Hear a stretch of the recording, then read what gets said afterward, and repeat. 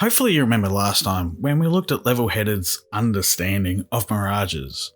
Well, his non-existent understanding. If you don't, or didn't watch, shame on you. I won't torture you with a refresher, but I will recommend going and watching that first. Go ahead. We'll wait. You done? You liar. Anyway, today we're going to look at the experiment he conducted to prove the Earth is flat. Enjoy.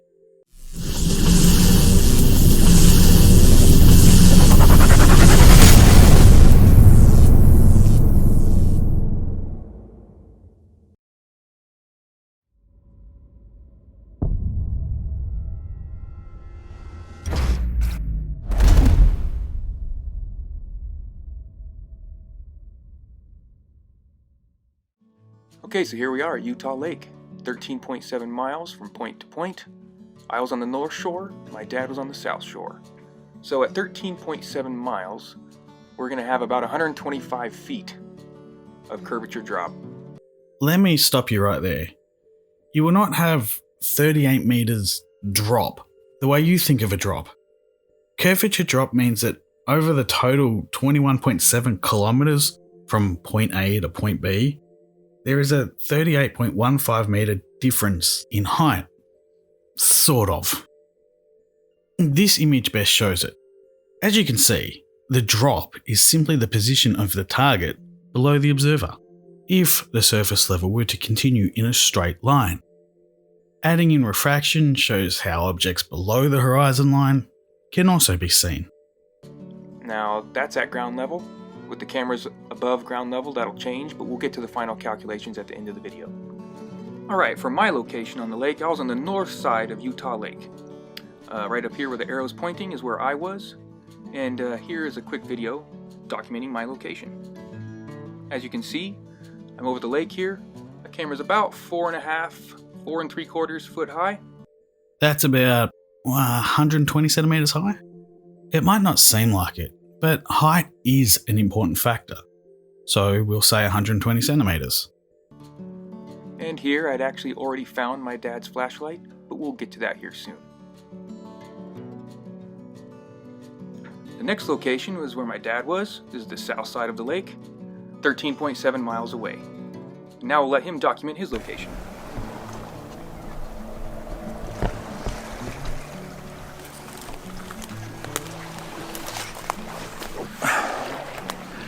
This is our setup for the flashlight. I'm putting it out over the lake. Kirk is on the other side. Now that tripod looks to be about 1.5 meters off the ground. Also, judging by where it comes up to on your dad, I'd say that's a pretty good guess. So 150 centimeters.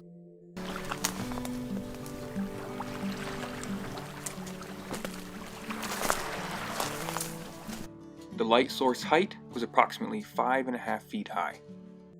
Oh, god damn it. See, this is why I should watch these things before commenting. Okay, so 167 centimeters. I was off by 17 centimeters. So after we set up, he turned on the flashlight and we started looking for each other. And after about 2 minutes, I was able to spot him. And this is only possible on a flat plane.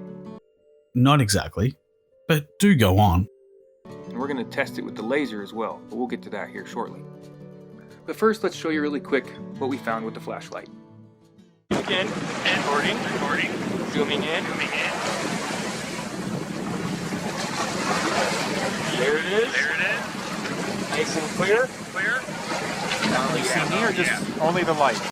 Without knowing the power of the torch, there's still nothing special or unexpected about this so far. There is also a lot of refraction going on here, as the light is in no way even remotely focused. Only the light. Here's some right. Okay, now. Put your hand in front of it. And it's gone. Take it off. And it's back. Put your hand in front now. And it's gone. And take it off. There it is. We got it. 13.7 miles away. Seen a few feet over the water. Basic geometry and the globe hate each other. And that's because one is real and one is not. What? Basic geometry isn't real? Well, I guess you're kind of right, since no geometry is really basic. Basic geometry remains the same. The curvature of the Earth is something that we can now test and see for ourselves. It does not exist. Even the most gracious refraction calculations on the most globe-defending sites cannot even come close to accounting for the amount of curvature that is missing in this experiment. But we wanted to be extra sure, so we got out the laser. Oh, this is what we've been waiting for. This is gonna be fun.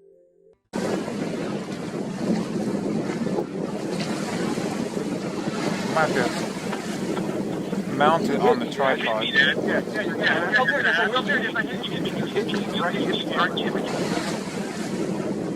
You hit me, Dad. Yeah. You are looking directly down a beam of light to the source of that laser. Well, I'm looking at a scattered refracted light from a laser. Just look at that distortion and tell me there's no refraction. Even being generous in giving this a refractive index of 0.85, it still allows the laser to be seen. Without knowing weather and atmospheric conditions at the time on that day, it's hard to say for certain. But the index is certainly in the 0.85 to 0.87 range. That is a hot hit, direct hit, 13.7 miles away, directly into my camera lens. You're gonna hack. Oh, there it is. I hit you. Hit me. You hit me. Right. You hit the camera. So after getting the laser zeroed in, we continued recording with multiple devices, and we did sync tests just for extra verification. Okay, if you're doing again with the green laser now. Alright, cover it up. Covered. Uncover. There it is. Oh my god, look how distorted that is. 13 miles, man. Beautiful laser shot. Cool. Beautiful. Alright, cool. That is that. Alright. Now this experiment, it empirically shows that the alleged globe model is false, based on its own claims of curve calculations. But I decided to drive the nail into the globe coffin just a little bit more, a little deeper, by lowering my camera while recording the laser. This effectively would raise my horizon if I were on a globe. So let's watch basic geometry destroy the globe even more as I lower my camera to the water.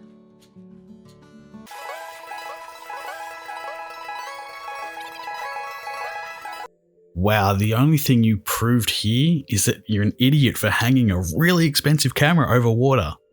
Oh, and making me wrong about my first estimate of 0.85 to 0.87.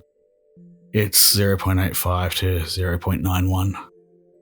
While it's in an extreme range, it's not impossible.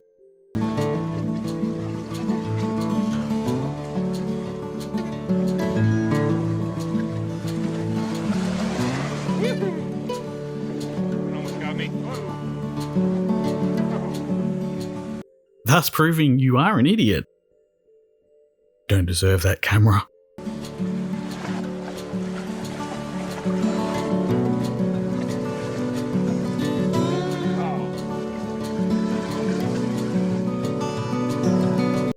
The curve isn't missing at all. Brain cells may be missing. After nearly losing your camera, you lower it further and think, oh, this is a great idea.